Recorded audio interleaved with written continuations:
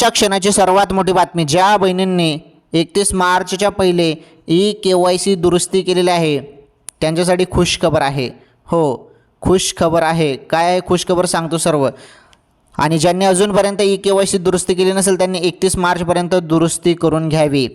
का? कारण तुम्हाला 6,000 रुपये मिळतील बहिणींनो. आता वरून अशी माहिती आलेली आहे की डिसेंबर ते जानेवारी, डिसेंबर ते जानेवारीपर्यंत, जानेवारी म्हणत आहे मी, डिसेंबर ते हा चालू महिना मार्च महिन्यापर्यंतचे सर्व हप्ते लाडक्या बहिणींच्या खात्यामध्ये जमा होणार आहेत. त्यामुळे बहिणींनो 6,000 रुपये जमा होण्याचे चान्सेस आहेत.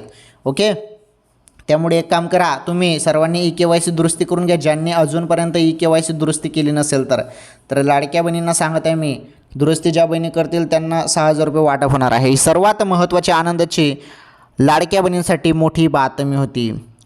आणि ज्या बहिणींना सर्व हप्ते मिळाले आहेत त्यांना 3,000 रुपये वाटप होईल. मग कोणते क्षण आता होणारच आहे, वेळ झालेला आहे आता.